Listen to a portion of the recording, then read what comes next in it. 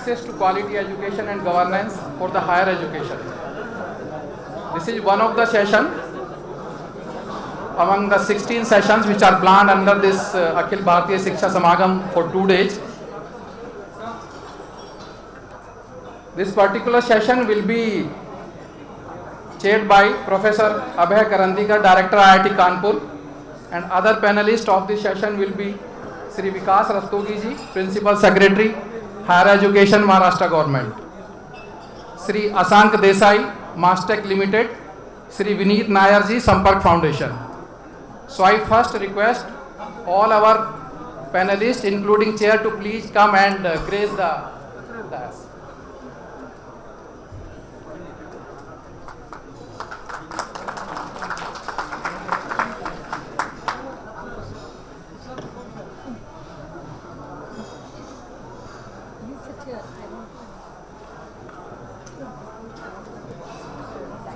Thank you, sir. Let me just give you a brief of all our panelists. Our chair, Professor Abhay Karandikar, who is a graduate from Jivaji University, Gwalior. He is Masters and PhD from Electrical Engineering, IIT Kanpur. After doing his PhD from IIT Kanpur, he joined Center for Development of Advanced Computing in High Performance Computing Group.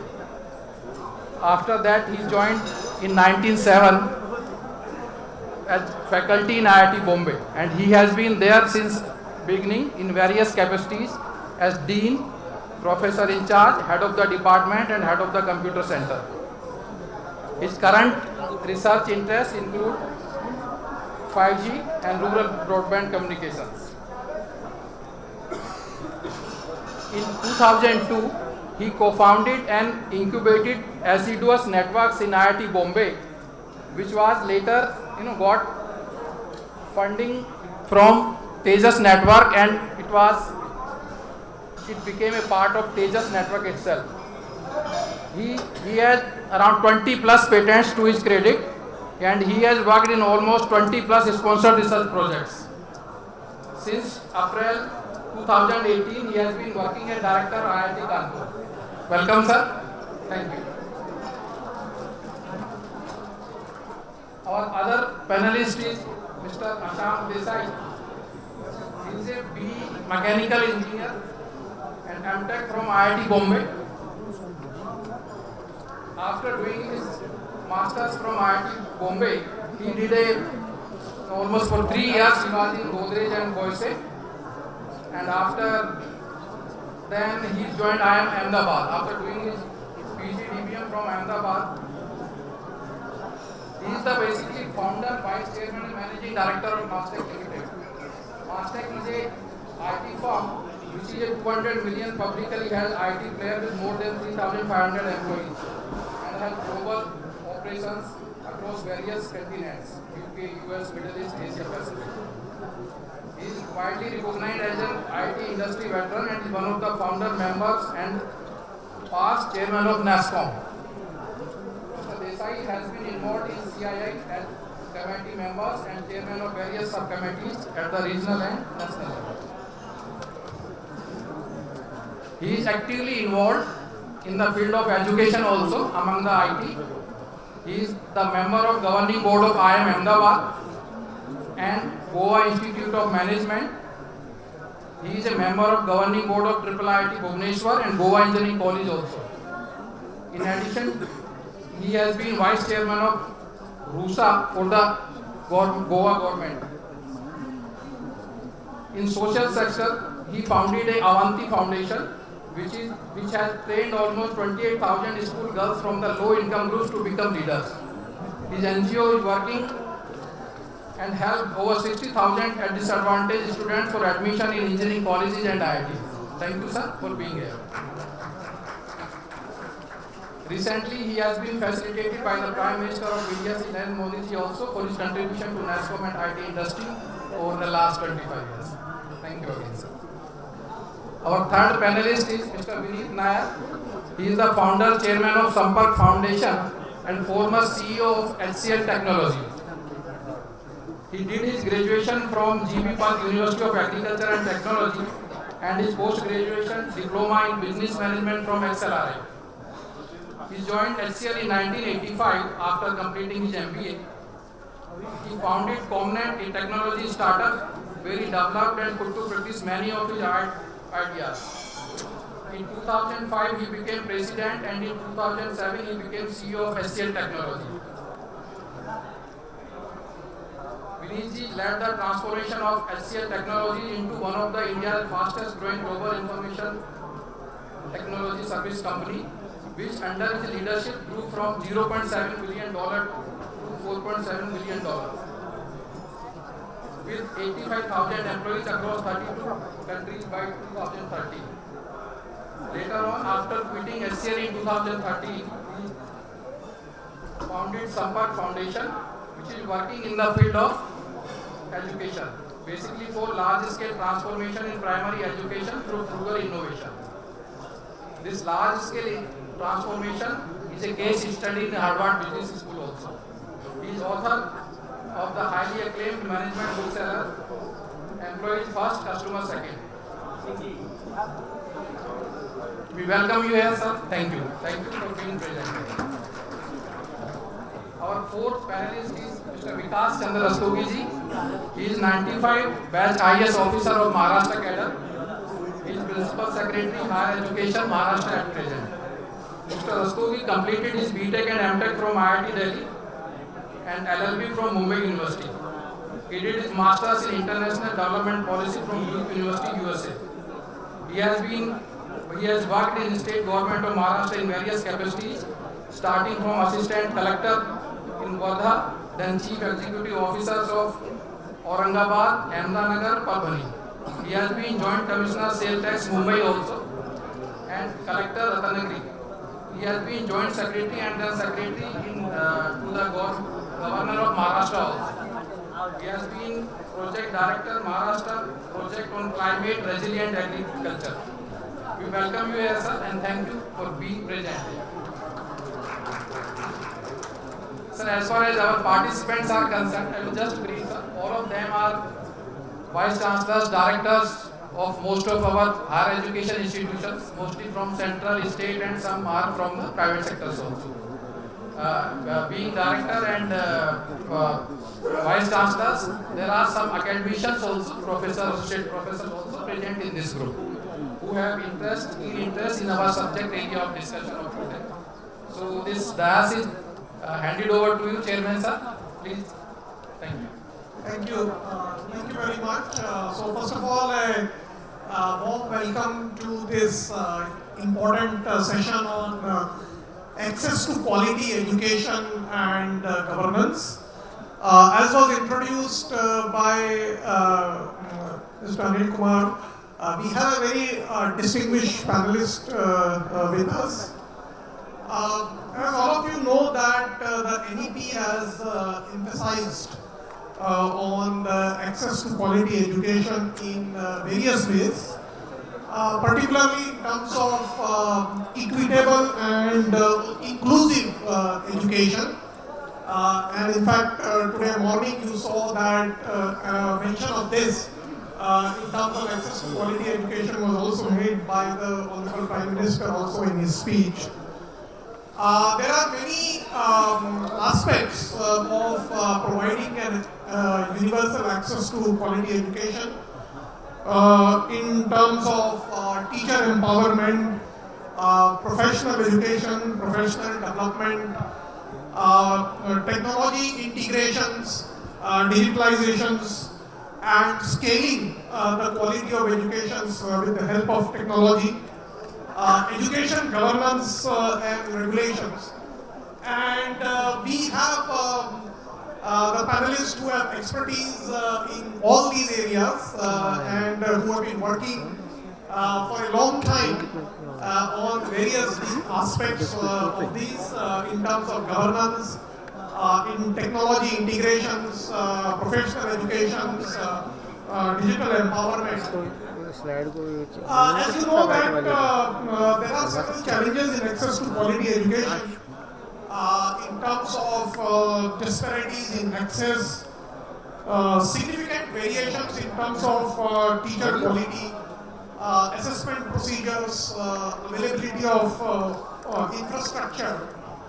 And all these aspects have been emphasized in the NEP to improve in order to universally provide a quality education. So as a part of this panel, what we will do is that I will request each of the panelists to give their opening remarks for about 8 to 10 minutes. And then I think we will have a more participatory discussions. We will invite your comments and suggestions. As was mentioned that all of you have been working it in the higher education sector for a long time, and we would like this panel to be more interactive so that we can have a meaningful discussion. To start the panel, let me begin with Mr. Ashank Desai, who is the chairman of the MASTEC. He has formed the MASTECs. He has been a technologist for a long time. And more recently now he has been working in the education sectors, and we would like to hear from him how he feels that technology integration can be done in order to scale the quality educations, and how we can use have the quality education in the area of professional education. So I think yes. Hello. Hello. Yeah. Yeah, I think you are most welcome. Yeah.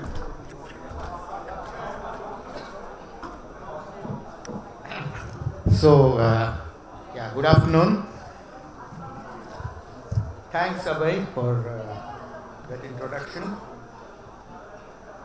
So, it is great to hear our Prime Minister giving importance and his time to NEP, which all of us know is extremely important in the journey that we have, and in this Amrit Kal and next 15-20 years, that's the implementation of NEP.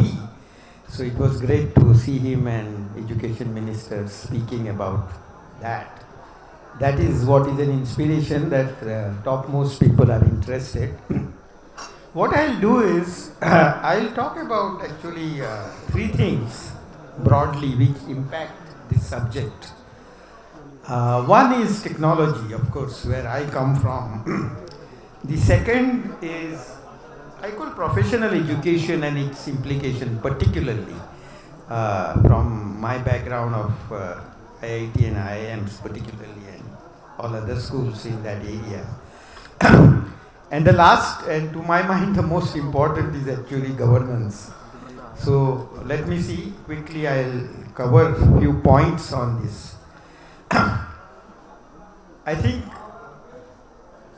all that we are talking about NEP, certain part will be changed so much that we can't even imagine what's going to happen. And I'm talking of technology, I'm talking of all the tools and the convergence that is happening, that all of you would have read and may have used in artificial intelligence, AR, VR, gaming also, and so on. Every one of them is going to impact the way we deliver education, the way we are going to learn, and the way we are going to do research. And we can't even imagine. And whatever I will say today here as a future may just get changed in next 6 months and something else will emerge. That's the speed of change. So unless NEP is geared to make this change happen, because here we are here to suggest what are our suggestions for NEP. One thing I would very strongly suggest to NEP is that NEP, of course, has created a framework and architecture for multidisciplinary schooling. It has created an architecture for regulation, which is all very nice. They have separated research, funding, regulation, and the educational content and four divisions that they have created removes the conflict of interest and so many other things. I will not talk about that. But I would request NEP to put one more under HEI. There are four divisions today. I would strongly advise them to put technology, adoption, and technology impact as one more institution with its own board, with its own advisory board, with its own implementation plan as to how we are going to adopt technology changes which are going to happen. Because if we don't do it, we will be implementing NEP in a vacuum, I feel. So my strong advice is there has to be a technology mission, like research mission they have created. There should be a technology mission with a board which looks at all the impact of NEP. And Prime Minister talked about equity in the education. What is a better way than technology to get equity? I don't see we can bring equity at any faster speed than using technology. The way we can learn online, the way we approach it at a very low cost, the way we do it in real time, all that is about technology. And that is going to change and go much better in any case. So I would strongly advise that technology component is probably not there, given an emphasis as such. Technology is mentioned in NEP, of course. But I think we need a fifth arm under that HEI, which are higher education institutions. I will call it technology arm. And I am not going to spend time, given short time that I have, but I would only advise all of you senior leaders in higher education here to pass on this message. It so happens that Mr. Kasturirangan and me are on a board of one university, both of us. So maybe I should pass that message. But the point I'm making is, I think let's all of us plan for a technology revolution. Let all of you plan technology revolution and think of adapting it. It is the only large message that I give. The second part, recommendation I have for NEP is regarding education as such, but professional education to be more specific. I think professional education is about impact on society. It is about creating jobs, of course, in first place, whether engineers or lawyers or medical professionals or all other disciplines. But it is about creating an impact on society in a way. As an engineer or a management graduate, impact through my company or through my NGO or whatever, impact society. And if we have to run an educational institute, it can't be running without connection to society, which includes all the arms of society, industry, NGOs, academic institutes also for that matter. And that is one missing element that we have compared to, let's say, America and other countries, where there is a strong connection of industry particularly and businesses with the educational institutes. They have advisory boards which are run by industry leaders. They have a curriculum advisory boards or a discipline in various engineering or management schools which have their own dedicated advisory boards. All of these brings inside the knowledge about what we need, we as industry, we as a society. And no educational institute can be devoid of connection to the society and the institutions of society.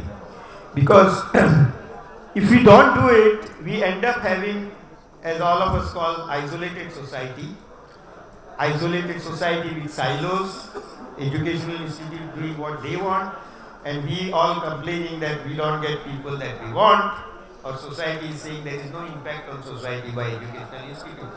They are in their own world. Now both of them have to blame each other and not get into it why it happens. We don't have time to talk about it. But the point I'm making is, unless we have this connection strongly established as a part of NEP, where there is a board which has industry and society connection. There is a curriculum formulation which is a board society connection.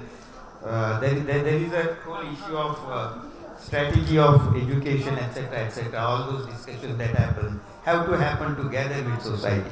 So I have one more recommendation, if I may, humbly, that apart from technology, there is one thing which I have not seen, particularly in NEP, is this society interactions, as I call it, at a larger level, and not calling only business or industry. Otherwise, it will be categorized in a particular way. So what I'm saying is, we need another mission which constantly looks at industry and society interactions. And again, we need a board there, we need an advisory board, we need all of you and industry coming together and driving that mission of NEP to be society conscious. So I would advise another one under HEI beyond technology is education. Society connection, as I would call it. And the last, and to my mind most important and a part of this subject, governance here. People keep on asking me at various places why IITs and IIMs have all this quality education, various things, and all reputation that we talk. And I simplify it and say it in one word. It is about governance. The governance at IIT and IIM has that much autonomy, that much freedom that many others don't have for various reasons, and that was the reason for where they are. So some people will argue me, say, no, it is about faculty, it is about student. I said that is a consequence. Why best faculty came to IIT? Because they got an autonomy to do research. Why best student came to IITs and IIMs? Because they realized that they could choose multidisciplinary approach that we are talking, or freedom in what they can do, etc., etc. So the governance is a starting point. So then they ask me why IIT IIMs are not ranked in 150 or for top 50 or 100. So I answer same thing again, governance. We have long way to go even in these institutions in terms of freedoms that we have. We have, of course, academic autonomy, but we need to go beyond and have a lot of other freedoms as we move along. And I'm happy that NEP is talking about that. So there is at one level the governance issues at a national level that we need to promote, and NEP talks about it, and we need to make it implementation happen in that full spirit, so that we have really IITs and IIMs in top 50 or 50. I'm not happy with 150 ever. My IIT Bombay is in top 150, which makes me feel good, but I'm saying we are still far behind. We should be in top 50 at least in next 10 years or 5 years. So that would happen if we have these governance issues. At the national level, of course, there will be many other institutes that will happen. But then there is a second issue here. It is not about governance at the national level institutions, but governance of institutions of higher education.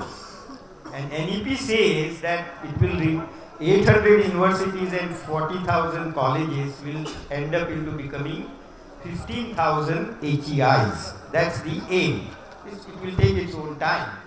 And they are recommending, rightly, a board and vice chancellor and a president, or chairman and vice chancellor for each of the boards.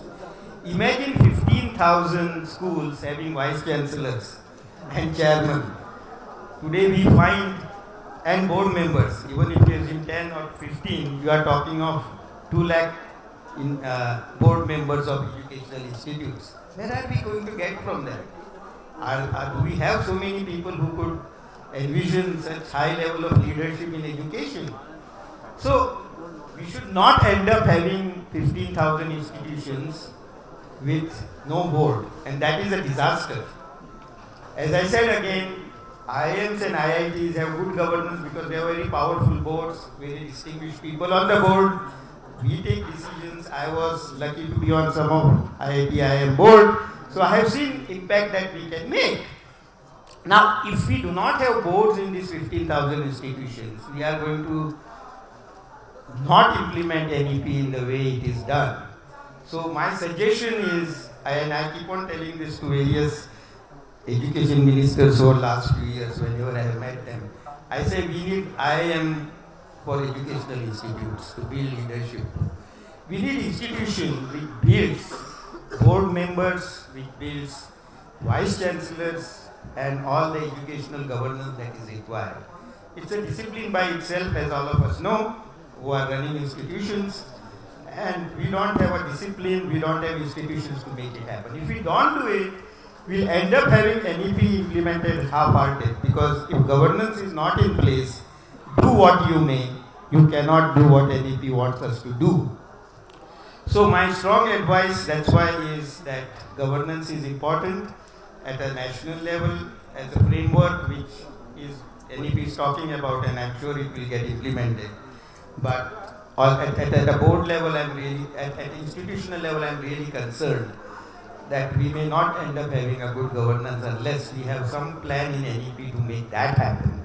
So my advice essentially are three. Have a technology mission and Society Connect mission under HEIs, and please look at governance. And the last and not the least, of course, we need implementation plan to make NEP happen anyway.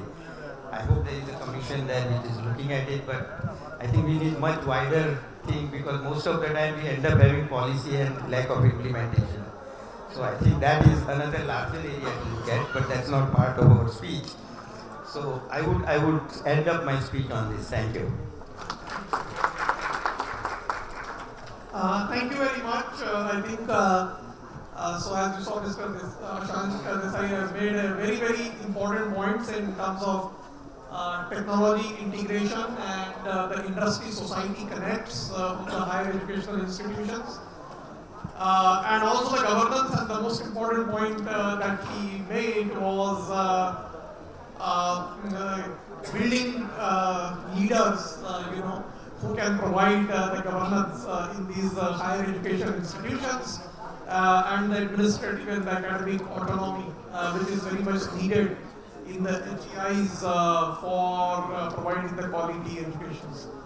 So just to take this governance part further, maybe I will invite Mr. Vikas Rastogi, who is Principal Secretary Higher Education of the Maharashtra Government, and having had an experience of working in the area of education governance, having been on the board of IITs. Yes.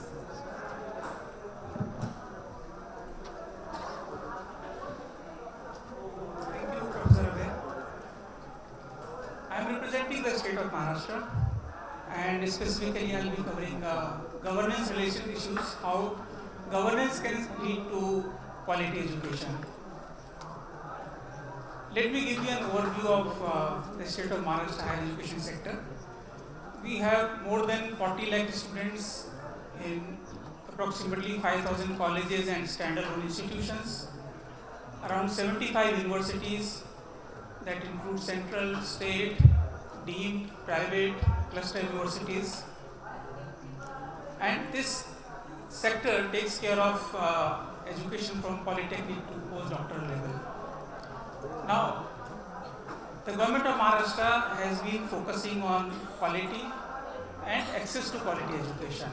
So our GER is 34%, which is more than national average. We of course aspire to become 50% as early as possible, which is a goal of NEP. But ensuring quality education has been the focus, and our University Act itself mandates that quality has to be at the forefront of higher education. So any existing institution wants to expand, they want to open any new institutions or add on to courses, NAC accreditation is must. And therefore we are first in the country with highest number of institutions which are NAC accredited.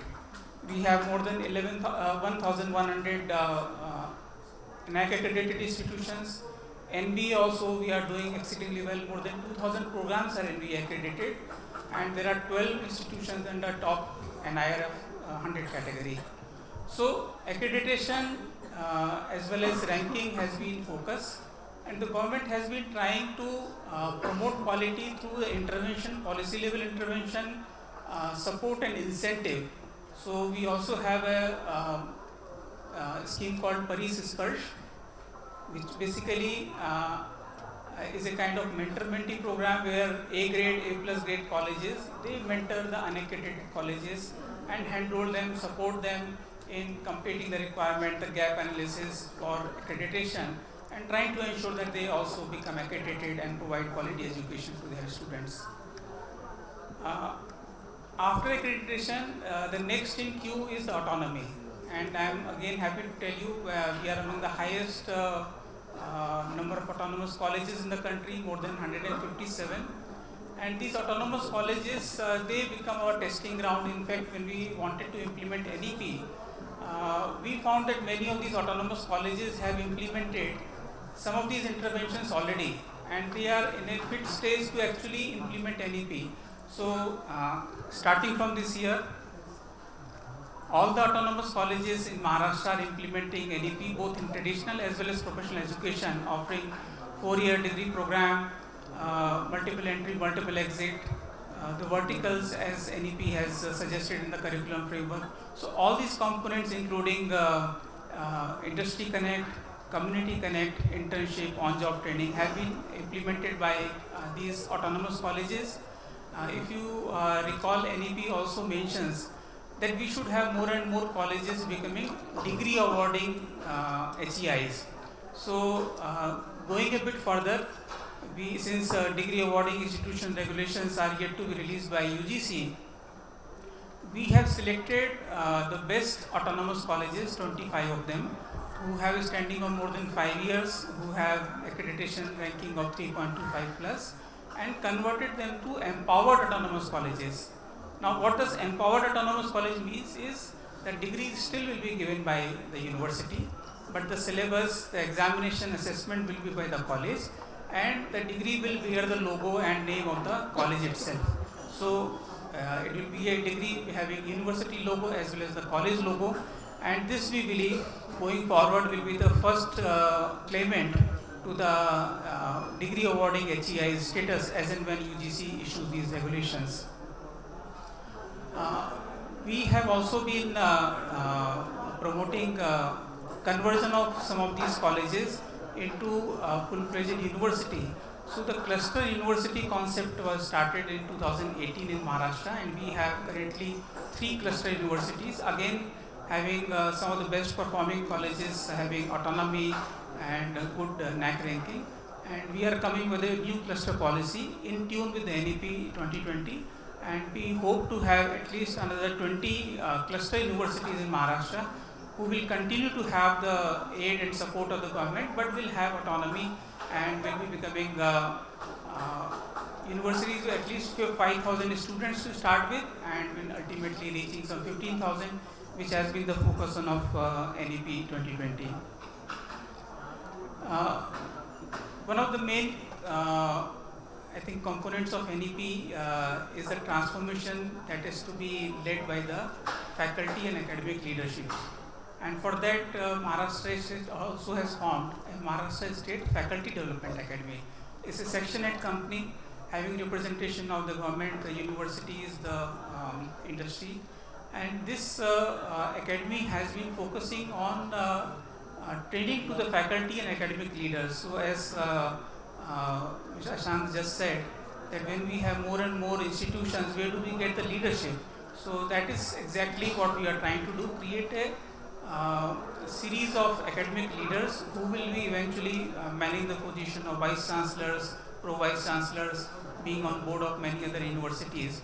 And this academy has tied up with some of the best institutions, including ISER, IITs, and other institutions, leveraging their expertise in various areas of pedagogy, curriculum reform, assessment, evaluation, academic leadership, and trying to reach it to up to the last institution that we have. We already have trained more than 5,000 teachers in a little over a year, and we plan to reach 20,000 in another 2 years' time or so. So academic leadership and faculty training is also a focus, which is the government of Maharashtra has been focusing. And to lead this change, the state government, the governor of Maharashtra have also been focusing on giving them a platform to the education institution to come share their experiences, learn from each other while maintaining the autonomy and flexibility that they have, but to learn and to come on the same level. So we have a steering committee which is leading this change of NEP, and some of the members are here, I can see them. This steering committee, painstakingly for last 7-8 months, has been trying to bring all the stakeholders together and ensuring that this transition, which is transformative, but becomes very, very smooth and everybody actually accepts it. So the biggest stakeholder, of course, is the students, and then we have teachers, the management, the principals. They should all embrace it as it is their policy and it is for everybody's benefit. So I think taking this reform through a smooth transition is the biggest challenge for the state, and we are making that effort to lead to this change through our multi-dimensional approach. And I'll be really happy after the end of our opening remarks to have questions about various aspects of how governance can be important or should be important, and how state governments can lead this change, can focus and can support the institutions in taking it to the next level of excellence. I think quality education is really important because access is important, but quality education is really important. State government is also aiding the institutions through a focused strategy.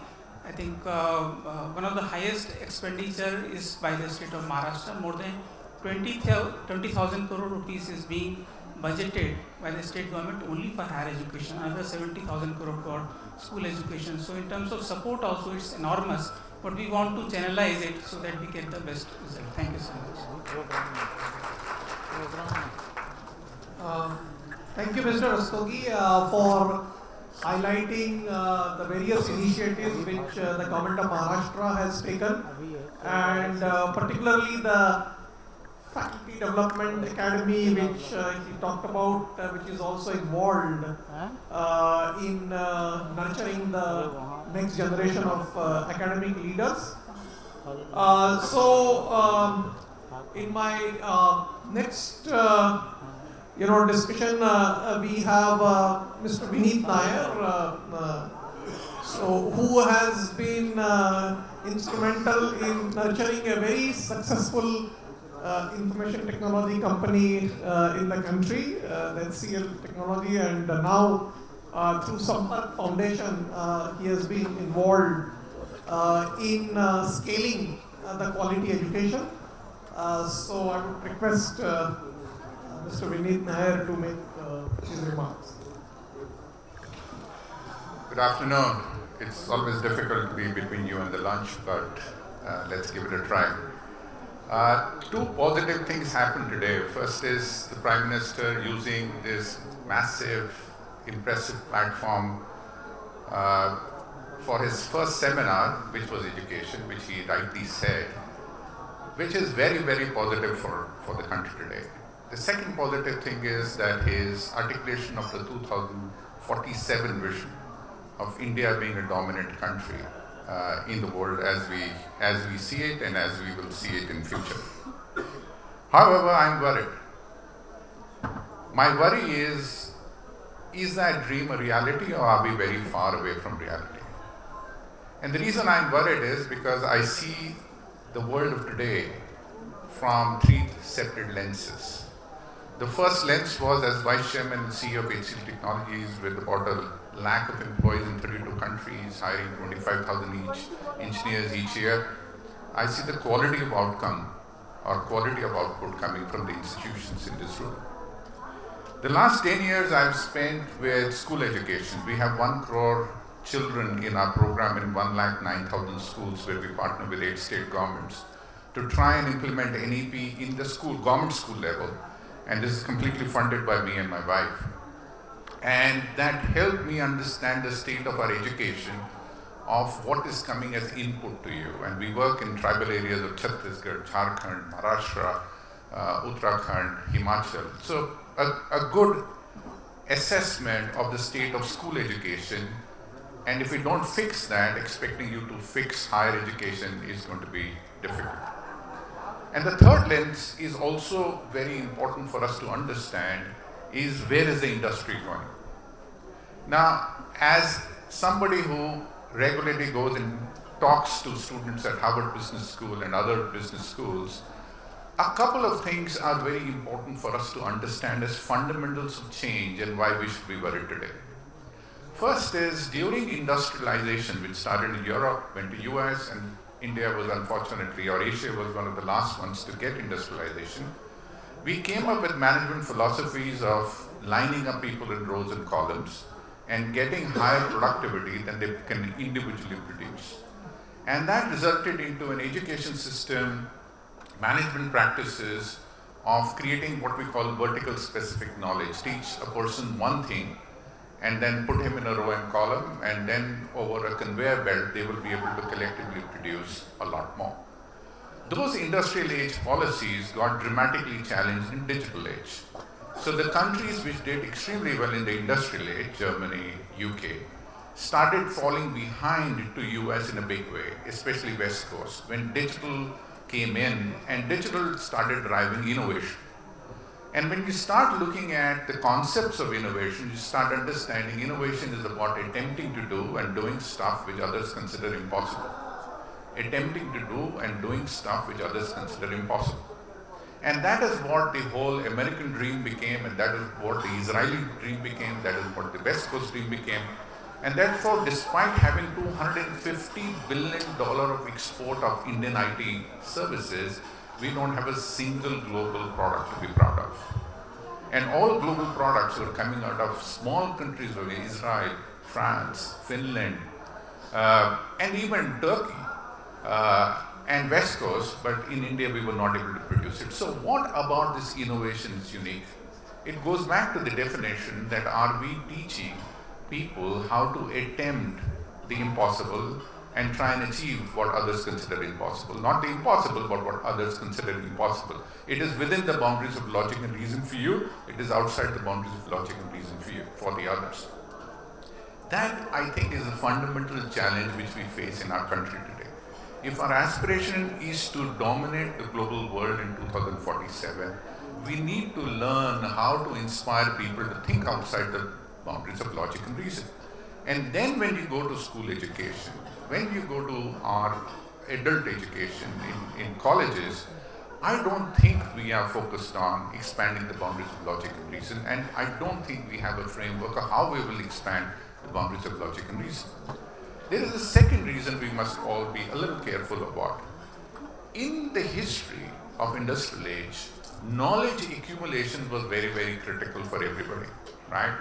The reason Indian engineers and Indian pharmacists and Indian doctors became extremely good and accepted worldwide and huge demand for them is predominantly because we could absorb information and convert information into data, into actions very, very easily. We were very hardworking and our ability of absorbing new knowledge was very, very large. With ChatGPT, machine learning, artificial intelligence coming in, that whole absorption of knowledge is becoming redundant, predominantly because bots are taking over. Now the world is moving towards application of knowledge. How do you use the knowledge which you have, irrespective of how you acquire it? And I completely support this multilingual approach to acquisition of knowledge, because English is not the only medium in which we acquire the knowledge. So irrespective of which medium you acquire the knowledge, are we teaching how to apply the knowledge? So are our education institutions, whether it is engineering colleges, commerce colleges, MBA colleges, are they completely away from practical industries? And therefore there is no connect between them, and therefore we are siloed, and we continue walking down the path of giving them higher and higher knowledge, maybe more relevant knowledge, coding skills, but we are not teaching them application of knowledge. And because of that, the IT companies today are spending 6 months in retraining engineers who are coming out of engineering colleges yet they are not able to produce products of global caliber. So the second thing which we need to think about from a curriculum framework point of view, from an NEP point of view, is application of knowledge is happening or not. However, Indian IT industry can teach something for the education industry. So if you look at when Y2K came in year 2000, most of the companies were about $100 million in size. Infosys, TCS, HCL, Wipro, all these were $100 million in size. So what happened for all of them to be $10 billion plus today? The word is process. They figured out that the only way to scale is to have sustainable process and then automate the process, and then each subcomponent creates some well-defined use cases so that average people from average background can do complex work. Now, when we look at our wanting to meet the aspiration of education of 2047, meet the aspiration of India in 2047, and we already talked about the number of people we need and the number of students we need to educate, but I think what we need a process of educating, whether you call that pedagogy, whether you call it the process of education. How do we integrate new learning? How do we integrate application learning? How do we integrate industry and colleges working together? And how do we do it in mass scale? Fortunately, because of technology, a lot of IITs are already taking a lead in hybrid digital learning initiatives, but they are not enough. They are not enough unless their hybrid includes the industry, and that is very critical. So I have 3 suggestions from an NEP point of view. Number 1, the NEP framework has to move away from competency only into application of competency.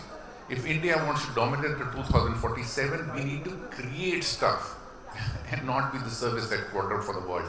It is very important for us to aspire to be the creative headquarters of the world and not the service headquarters of the world. So how do we bring that into our curriculum framework? The second is this whole definition of hybrid.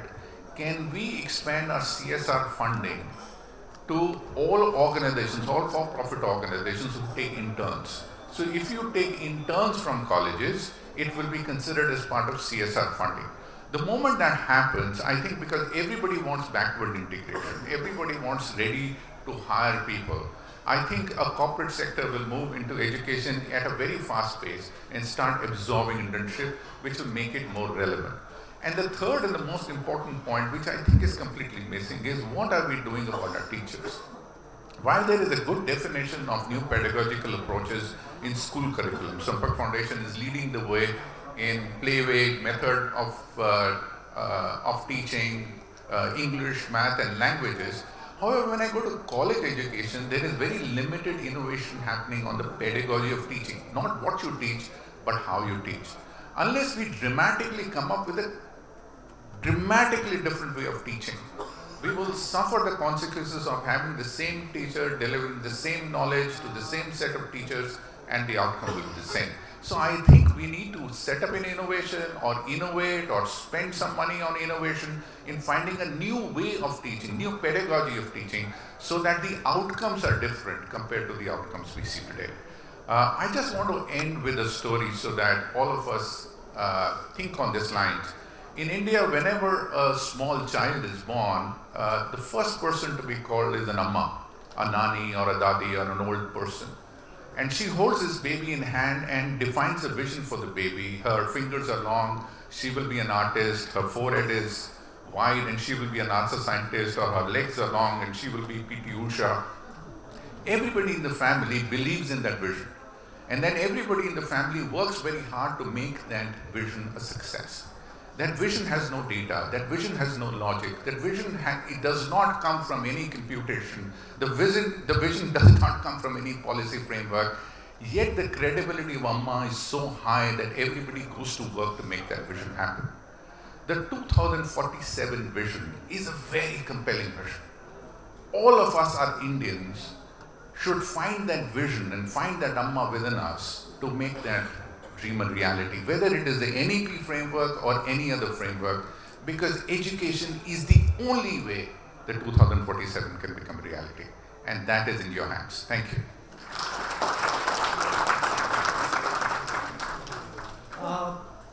Thank you, Mr. Nair, for giving a great insights, particularly in terms of challenging the present education process and how to make this process or the pedagogy to be more innovative. And thank you very much for making the point of the role of teachers that was brought out. Of course, we had earlier in the two panelists, we had listened to the role of academic leaders, but the role of teachers in changing this entire process to become more innovative and driving a innovative education framework is very, very important and even more challenging because unless we have that kind of a large set of such teachers, we cannot really scale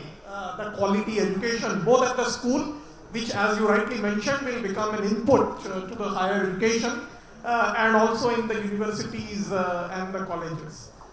I think before I open this, I would just like to ask this one question to Mr. Vinit Nair, because he ended his talk with this. How to address this issue of teachers, who can bring a disruption in the pedagogy, as you mentioned, because you talked about a need for disruption in our education from becoming just an absorption of knowledge or knowledge accumulation to a creation of knowledge and creation of innovation.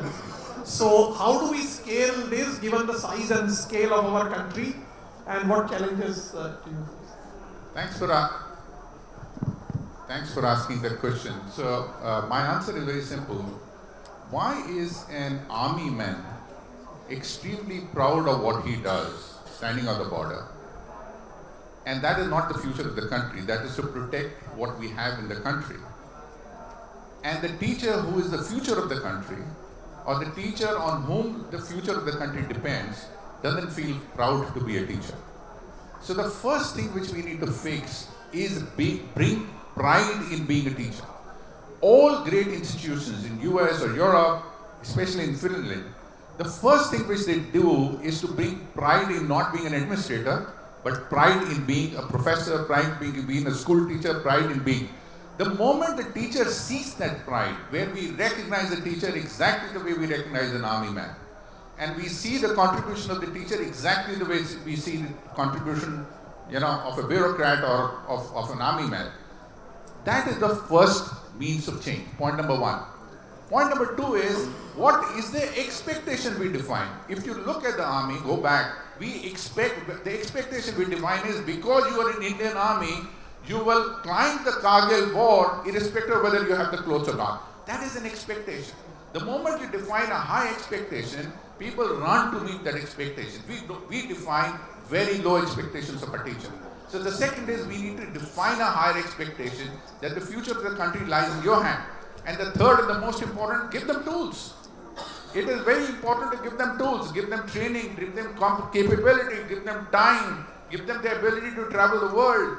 Invest in them as if the future depends on them. We cannot keep on saying our future depends on the teacher and then keep cutting the budgets.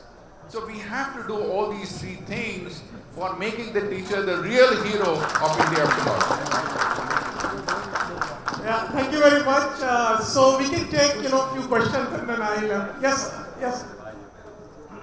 I think I want to just mention, you can briefly introduce yourself from where you are, and then I think just Yeah, sure. Thank you very much. just be very brief. I think you can. Yeah, sure. I'll just make a couple of points. Maybe these are queries, maybe these are observations. I am from Chandigarh University. We are based in Mohali. It's a private university established in 2012. And we are NRF 27, and we are a QS ranked university. Well, my observations are three. Number one, new education policy, NEP 2020 as we call it. It emphasizes, it's based on certain principles. The first principle is it has to be student centric, and the education has to be student specific. The second point that I want to make is that the access to education doesn't necessarily mean enrollment in higher education. It's access to quality education. So therefore, the onus doesn't lie only on the student to join a college or a university or a school. The onus lies on the institution, what kind of quality that institution has got. So something is required to be done, to be worked on the institution. Some of those points have been made by the distinguished panelists, and I must compliment them. The third thing that I want to share, a couple of practices I would like to share with you. The first is that the governance, when we talk about the governance has to be against student centric. It cannot be only top heavy. We can have n number of experts, but unless we have some voice of the student somewhere, I think the whole process will not be effective. Students must have a faith in your governance. So the model that we have tried is that we have put a student on all board of studies. In each board of studies, there are students also. There are students in academic council also. There are students in governing body also. All decision-making bodies should have students and their views, and they give some fantastic ideas. Thank you. I just want to be just one more point. Yeah. Just one more point. If we talk about, as rightly said, unless we improve our school education, higher education cannot come to that level.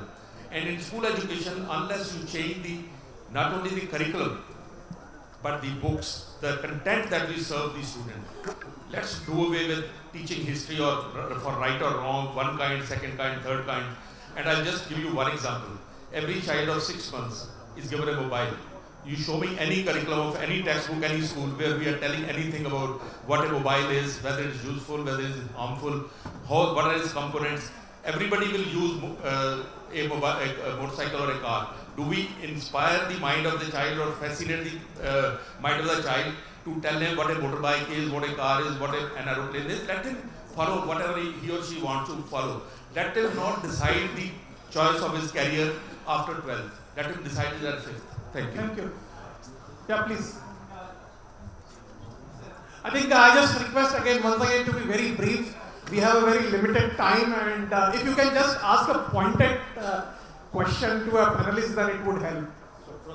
Yeah, please go ahead. Just brief. I'm Professor Prabhat Ranjan, right now Vice Chancellor of D.Y. Patil International University in Abuja campus. I was also heading India's technology think tank DIFAC from 2013 to 18, Professor Paramikal used to be a governing board member. We prepared technology vision 2035 for the country. And to achieve this vision, we also prepared documents in different sectors. I have put a question right on the topic which resonates with what you were saying. There are many comments that I can make. I'll just point to one particular issue. The industry needs transformation. And we have approached, Pune, and we have approached in many industries, large industries like Tata Motors, to transform their employees into new generation technologies. We started with Tata Motors with large number of people, and I have number of industries, Tata Technology Group, multiple divisions, Tata Motors, Rolls-Royce, Volkswagen, and is ending General Electric, they're all approaching to equip their employees. But there are challenges. Challenge in the sense that they're working in shifts. How to do that?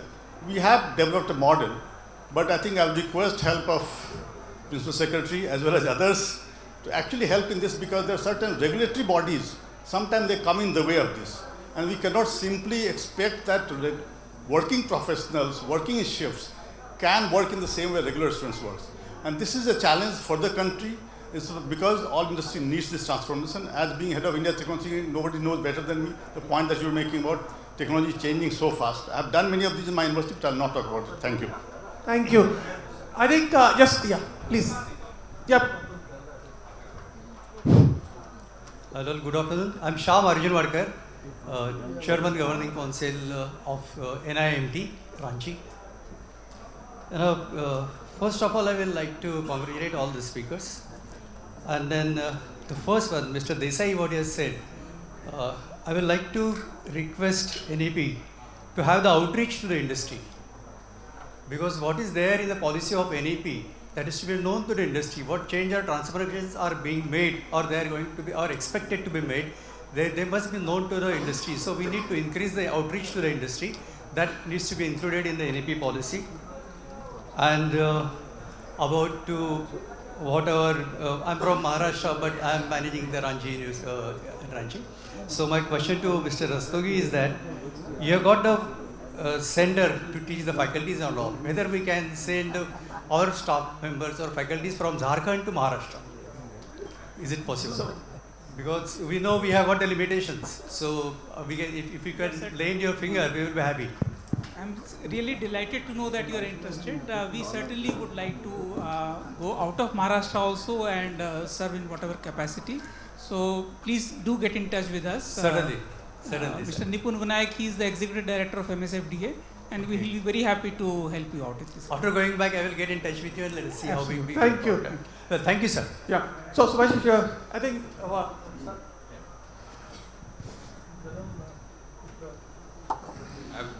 Yeah, I have one question for Mr. Rastogi. Okay. You know, when you talk about, we are trying to improve the quality of, let's say, the so-called the age-old universities, right? Calcutta University, Mumbai University, Pune University. And what you are doing is, out of that, which are the best, let's say, the colleges, you are letting them out because of good performance. And what it remains in this thing, when you let your best dog out, your kennels become lifeless. So what should be remaining in these big universities? So I think that creates a problem. I think that may not be the right. Of course, it's a good thing that autonomy is definitely important. Yeah. But what remains for the rest of the body is just a skeleton, nothing else. Yes, what you are asking is a really difficult question for all of us.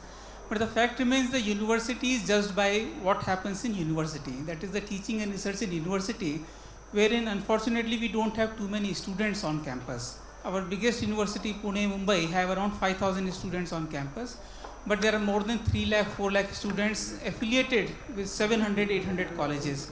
Now, university is essentially becoming an administrative body trying to manage these institutions, their syllabus, examination. Vice chancellors are struggling to declare the results on exam. I really empathize with them because it has become a humongous work. So, university needs some time for them to actually gain ground and start probably UG courses also. Many of our university are actually only in PG and PhD.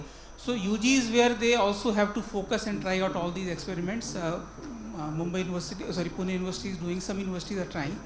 I know when we take a decision to degree awarding institutions, only the best will come forward. We cannot have an unaccredited institution which will come into that category. So, essentially these are institutions 20 years, 30 years standing, doing consistently well. They are the ones who will come up.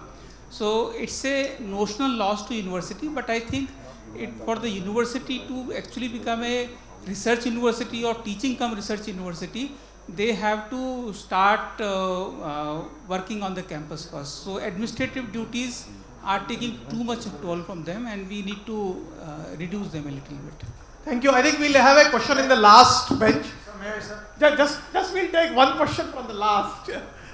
So, yeah. So, yeah. Yeah.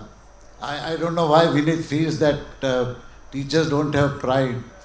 I have lived for 50 years as a teacher with great pride, and I think society respects that. There are many teachers like that. So Dr. Phatak is my teacher, by the way. The question I asked was a very important point which was made by Vinith and relate to what Mr. Rastogi said. See, autonomy that is purportedly being given is mirrored in a whole lot of what should I say, pulls and pushes. It is not a true autonomy. If at all you have to see autonomous institutions, look at the IIT system. They are truly autonomous. Now, no government of any state has ever given that kind of autonomy to an institution where they do whatever they wish to do. Equally, the institutions which acquire such autonomy often tend to reproduce the systems that they have seen in the university and create another stupidity in that autonomous institution. Now, how do you tackle this problem is my question. Coupled to it is the possibility that autonomous or otherwise, how do you encourage the teaching faculty to innovate in pedagogy? And I think Vinith is absolutely right. There is a far greater innovation that is happening in school education, but not equally well in the higher education. Particularly with the advent of digital technologies in education, I think there is a great scope for innovation. What do you think, how it could be sort of incorporated? Yeah, I think maybe, Shan, you want to? So my dear friend Professor Phatak has asked questions, so I can't refuse to answer that. But on your note, I think, Subhashish, I think these universities will have to turn into that third category, research institutions. There is enough scope for them. They should not get lost. What will they do? We need research universities, and they have stopped doing research for all the reasons that you have talked about. But coming back to the good points that he made, my dear friend Vinit made about faculty taking freedom and what Phatak is saying. My answer is again single track answer, sorry. It will happen again if we have a governance in place and we have leaders in the educational institutes who run institutes as if it is their societal duty and not as a profit center or not as their ego boosting thing. If the leadership in place in that institutions, faculty will take a lot of pride in becoming free, and that's what happens. And as Professor Phatak rightly said, in IITs, why does it happen more than others? It is because of that same reason. So my important and first and only point I'm making is, and somebody else also made some questions on the governance issue. My issue is, can we build thousands and 100,000 academic leaders who understand how important is governance to make educational institute world class? If that one point is driven, and the governance is not about only top heavy, as somebody made. Governance is a big subject. I will not talk about it. We don't have time. It is about autonomy. It is about involving people at multiple levels in the board, and we all do it in our institutions. So governance is not being top heavy. I think let's remove that bias. So may I ask? Just, I think, be very brief and then. Yes, sir, I will be very brief. Yeah. Good afternoon, everybody. I am General J.S. Tima, Vice Chancellor of Punjab University, Patiala. First of all, thank you very much, sir, for the compliment you showered on the Army personnel. Great morale boosting for me. Well, that pride is built up in the unit system, or what we call it here as a college or an institution, to whichever we belong to. And that one of your teacher has highlighted, it is, this pride is more than an individual, it goes to the organization, which is of significant importance. Now I come on to the specific question on the governance in higher education. We know large number of abnormalities, aberrations have come up in the education system. Non-attendance of students is a very glaring abnormality which we are observing it now. How to arrest it? Normalists introduce checks and balances. You introduce checks and balances, the colleges, particularly the private colleges, they go to the courts and the courts give a stay order. Is there a need, my question is, to have an educational tribunal to address all education related issues, because we know the courts are incumbent with large number of cases, and the outcome of any case, I think it goes back by 5 to 6 years whenever any case is there. That's what I am feeling of a new university, 2 cases which are hanging in the court for the last 3 years with no outcome likely. Thank you. Okay, so we'll take one question.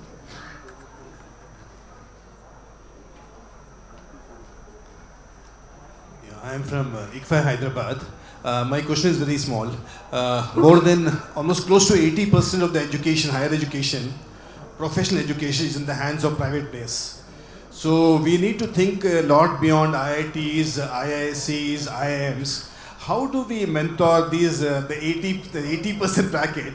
How this 20% should play a bigger role in mentoring this 80%? Thank you. I think this is a very, very important question. In fact, if you want to answer this. Yeah, I think the problem is a little wider than what you said, and I wanted to point it out, and actually pointing out it's not just private institutions. These are digital platforms which are coming up, right, which are offering courses, which is what I was talking to him also about, offering courses, and they are for profit, and most institutions are not for profit, and therefore this is an unequal game which is happening in school education also.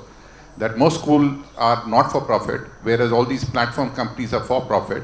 It's an unequal, with billions and billions of dollars of market cap. It's an unequal game, and if we are not careful, we're going to lose it. And therefore, the innovation is happening on that end, and innovation is not happening at the private end or at the government end. My simple suggestion is that in school education, the private schools are running ahead of the government schools. predominantly because the aspirations of parents are very high. Now, the question is, where do we start this change? Do we start the change with parents? Why do the parents lose aspiration when it goes to college? Why in our country, getting into a college is good enough, and after that the parents lose oversight on the child, including the attendance system? So the parent governance on the child and what he is doing or she is doing in the college is very, very critical. How do we increase that aspiration value? Why just getting into IIT or a Shivnad Institute or, this institute is not good enough? I think we are lacking in vision. We are lacking in aspiration. I think the country's aspiration has to go up.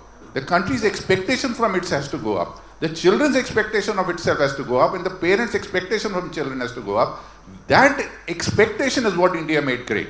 So you see all the Google CEOs and all these guys are coming from that generation where the aspiration of the middle class parents were very high and their supervision of the kids were very high. And today we are letting these kids go. Just because you got into a good college, that means everything is over and I have the money to send you into a global university. That's not good enough. I think we have to do that. Along with what Dr. Pathak was saying, we have to invest in a unique way of doing teaching, a new pedagogy, which makes it interesting, engaging. You attend Dr. Pathak's class, I'm sure there are 150 people, only when 100 are invited. You have professors like that. What can we learn? How can we replicate that? How can we make classroom a very engaging and a very interesting place? I think those answers have to be solved through design thinking. Those answers have to be solved through leveraging what is available in the global community to be able to deliver that vision. Thank you. So we'll just take, in the interest of time, 2 questions. One from the Vinil and from you. Yeah, so I think, I think we don't have much of the time, so I think... my name is Ram, I'm the Vice Chancellor at UPS Dehradun. My question is very simple. So, we are talking about access and quality, and both need money, right? And money is the problem for the entire system in the country as such. I mean, we don't have as much money as required to have both access and quality. Also, 70% of the children in country are being taught by private education, right? Who are completely almost dependent on the student tuition fee. If we also look at the average tuition fee for most of the institutions, it falls in the bracket of about maybe 1 lakh to 2 lakhs rupees a year. Now, that kind of fee, calculating backwards, let's say UGC prescribes or even our rankings prescribe a pragmatic student-teacher ratio to be about 15:1.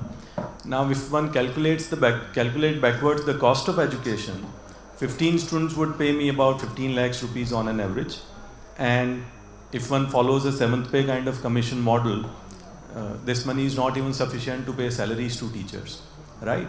And on top of it, we load teachers with 14, 16, 18 hours of teaching load, which leaves them with no time to because there are assessments, there are several other things, there's no time to research. And then, of course, there's no money also to do research anyway.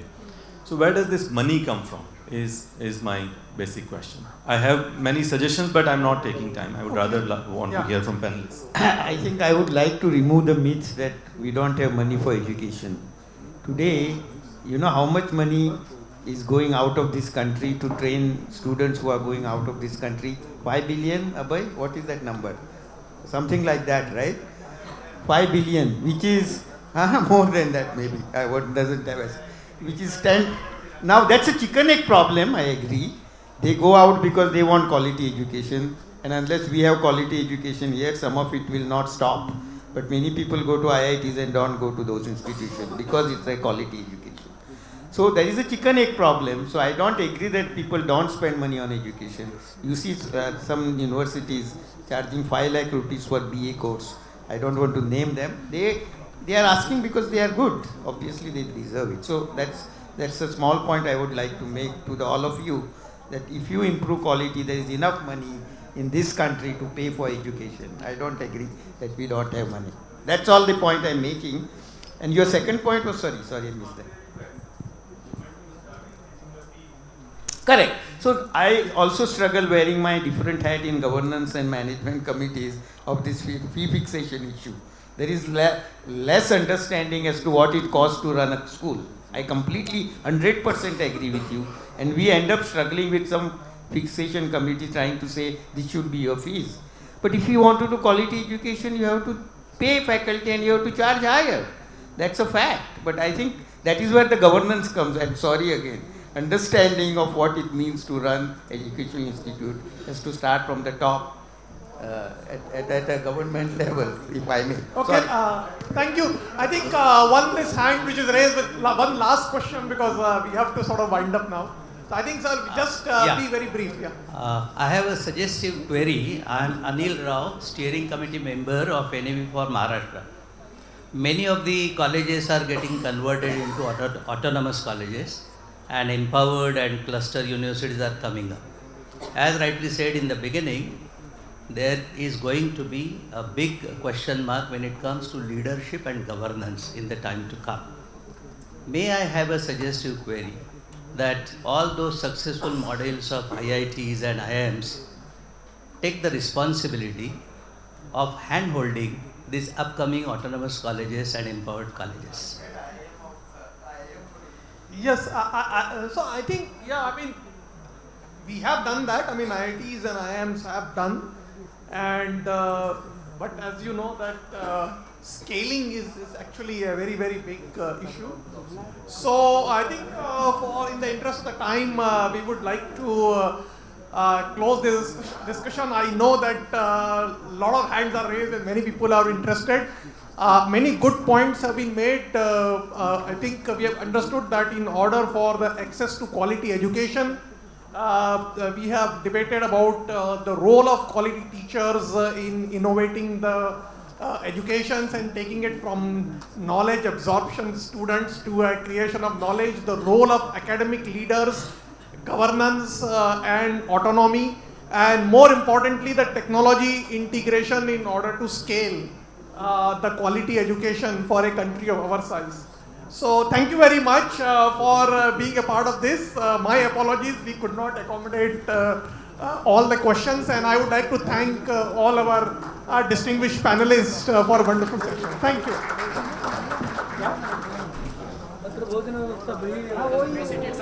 I would request just one more minute. See, all the panelists, I would request just be seated, sir, for last 1 minute, sir. See, the subject is so interested that, everybody is affected, whether in terms of students or in terms of parents, in terms of teacher or director or, VC of the institution. You all are affected by some way or the other. So everybody is interested, everybody wants to know, everybody wants to contribute, everybody wants to learn. Thank you. And we are not able to accommodate all things as chair has said. So we are sorry for that. But thanks for this wonderful, interactive session. As a token of our, thanks to the panelists, I would request Gopu, can you please come here and help me, just giving a memento to the chair and the other panelists.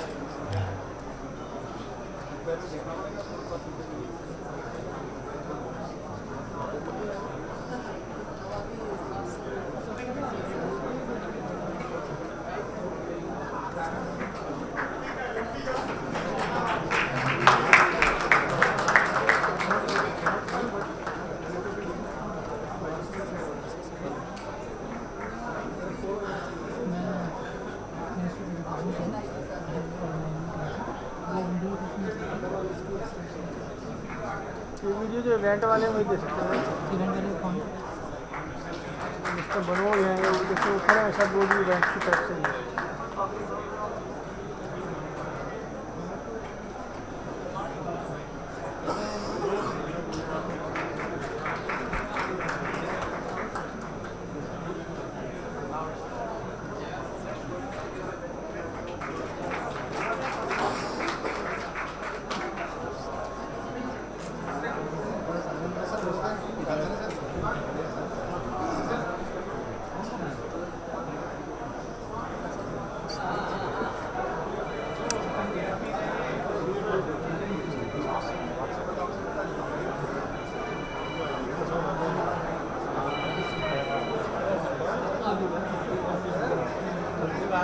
Thank you.